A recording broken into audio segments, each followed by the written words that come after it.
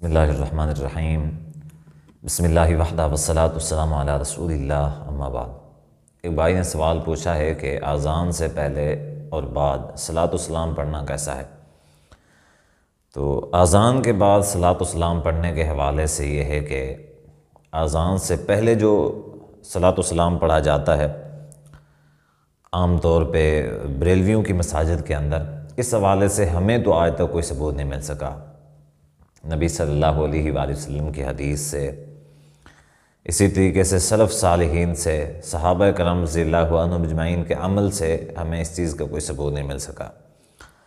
البتہ اذان کے بعد درود و سلام پڑھنے کے حوالے سے صحیح مسلم کے اندر حدیث ہے 849، اس میں ہے کہ نبی صلی اللہ علیہ وآلہ وسلم نے فرمایا اذا سمعتم المؤذن فقولوا مثل ما یقول، کہ جب تم مؤذن کی اذان کو سنو تو جس طرح وہ کہے تم بھی اسی طریقے سے کہو، یعنی وہ اللہ اکبر کہے اس کے جواب میں تم بھی اسی طرح کہو، وہ اشہد ان لا الہ الا اللہ کہے اس کے جواب میں تم بھی اسی طرح کہو۔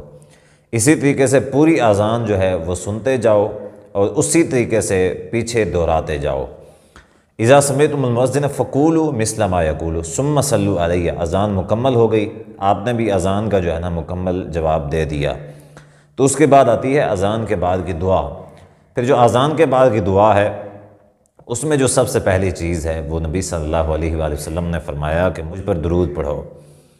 تو اب یہ درود جو ہے اس کا یہاں پہ ثبوت ملتا ہے، لیکن اس کا جو ہے نا اس سے بھی غلط جو ہے نا وہ مراد نہیں لینی چاہیے۔ اس کا جو صحیح مطلب ہے وہ درود ہے، ثم صلوا علیہ، مجھ پر درود پڑھو۔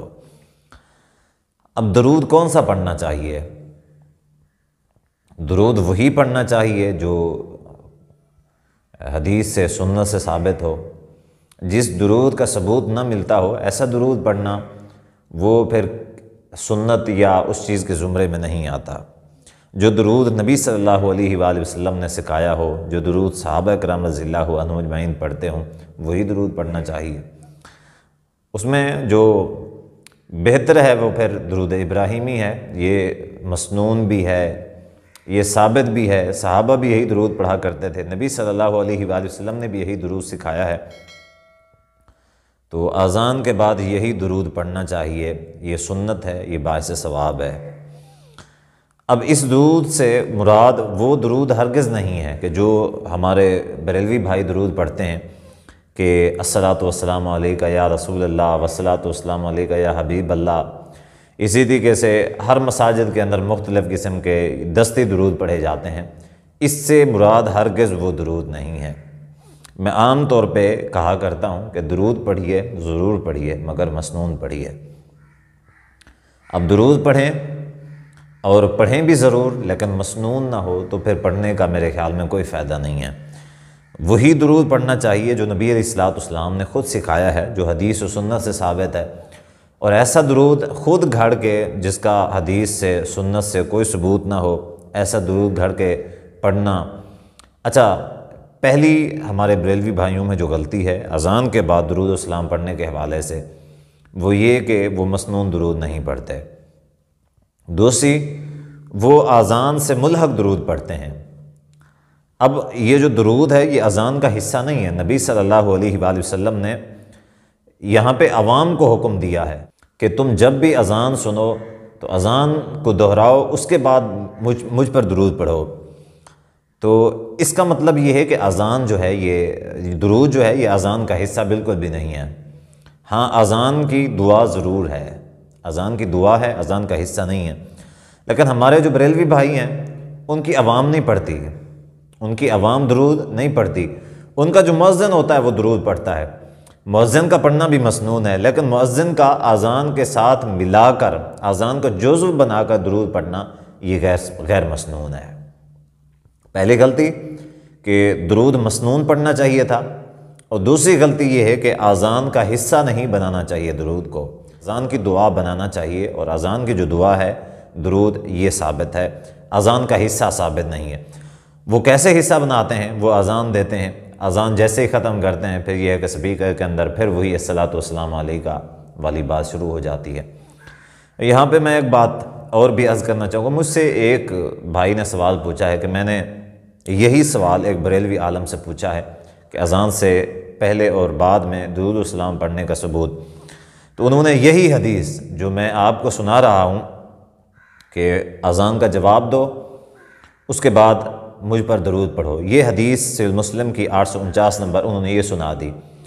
اب اس حدیث سے بعد کا جو درود مسنون ہے وہ تو ثابت ہوتا ہے، لیکن پہلے یہ جو لوگ پہلے پڑھتے ہیں اذان سے پہلے صلاۃ والسلام پڑھتے ہیں، صلاۃ والسلام علیہ کا وغیرہ وغیرہ، اس کا تو کہیں سے کوئی ثبوت نہیں ملتا.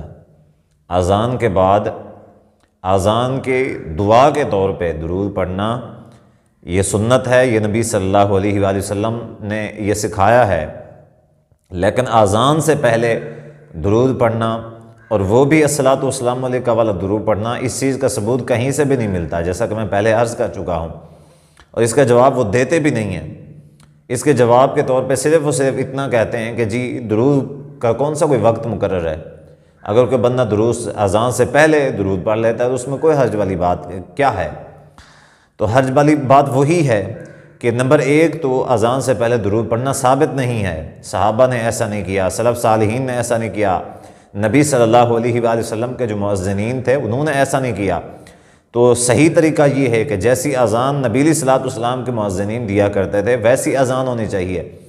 آپ اپنی طرف سے کوئی چیز کو بہتر، اچھا اور مستحب سمجھ کے باعث ثواب اور عشق کی نیت سے کوئی کام کریں گے وہ ثواب نہیں ہوگا، اگرچہ اس کے بدعت کے زمرے میں شامل ہونے کا ضرور اندیشہ رہے گا. تو یہی چیز ہے کہ اذان سے پہلے جو صلاۃ والسلام ہے اس کا کہیں سے کوئی ثبوت نہیں ملتا، لہٰذا ایسا صلاۃ والسلام جو ہے نا پڑھنا نہیں چاہیے. اسی طرح اذان کے بعد صحیح مسلم کی حدیث سے ثابت ہوتا ہے دعا کے طور پہ تو وہ درود شریف پڑھنا چاہیے اور اذان کا حصہ نہیں بنانا چاہیے. جو اذان کا حصہ بناتے ہیں یعنی کہ جیسے اذان سپیکر میں دیتے ہیں ویسے ہی یہ صلاۃ والسلام جو غیر مسنون ہے اس کو بھی سپیکر کے اندر پڑھتے ہیں. تو گویا کہ انہوں نے اس چیز کو اذان کا حصہ بنا دیا ہے. تو لہٰذا اذان کا حصہ بنانا جو ہے درود کو بالکل بھی یہ ایک بدعت ہے، بالکل ہی بھی شریعت کے منافی ہے، یہ بالکل بھی سنت کے سے اس چیز کا کوئی ثبوت نہیں ملتا.